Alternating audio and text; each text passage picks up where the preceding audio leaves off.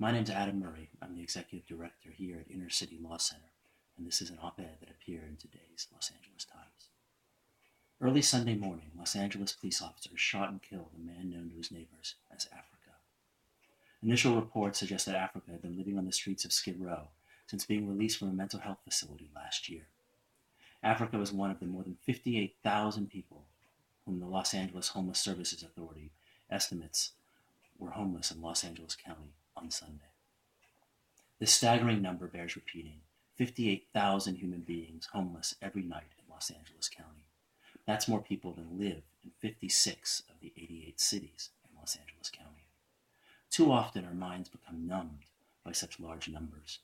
But if we are to eradicate homelessness, we need to remember that each person without a home is someone's son or someone's daughter. Maybe being numb is why we treat homelessness as a law enforcement problem, rather than the housing, poverty, and mental health problem that it is. Maybe being numb explains why the city council is debating whether to make it even easier to seize the possessions of homeless people. Maybe being numb is why we have been spending more city discretionary general fund revenues on policing Skid Row than on providing housing and mental health services. Maybe being numb is why the LA region is frequently called the homeless capital of the United States. And yet, in significant ways, we have recently become more clear-headed in our attack on homelessness. Local city and county agencies and nonprofit organizations have developed innovative models for tackling homelessness. New systems coordinate and target the existing patchwork of services that end or avoid homelessness for many individuals and families. We have a mayor who talks about ending homelessness rather than managing it.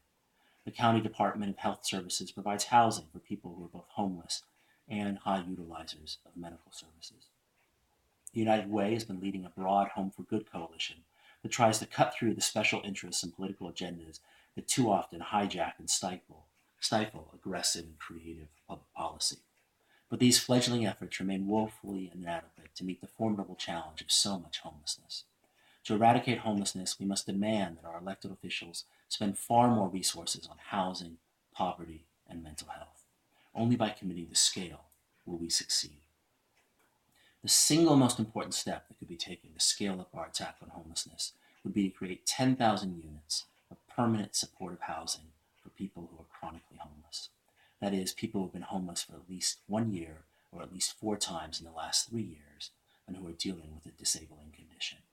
Study after study has found that it's more cost effective, far more cost effective, to provide people who are chronically homeless with long-term housing and services than it is to have them live on the streets, cycling in and out of our emergency rooms, our jails, and our shelters. In 2013, for example, an economic roundtable study found that every dollar spent here in Los Angeles on providing permanent supportive housing for some of the most costly homeless individuals reduced public and hospital costs by $2 in the first year and $6 in subsequent years. In addition to tackling chronic homelessness and mental health disabilities, we must also take more aggressive steps to stem the poverty-induced tide of new homelessness that cascades down on neighborhoods such as Skid Row. Los Angeles has the least affordable rental market in the country. Too many families are precariously perched just one lost job, one illness, one divorce away from being on the street. If we look hard and do not allow ourselves to become numb, we will see that tackling homelessness and increasing affordable housing require innovation and a substantial investment of resources. Truly seeing the many thousands of people on our streets should galvanize us to act boldly. The alternative, continuing to treat homelessness as primarily a public safety issue to be dealt with by harsher laws and more law enforcement, leads only to more misery, heartache, and deaths like the one this past Sunday. Surely we can do better for all of our sons and all of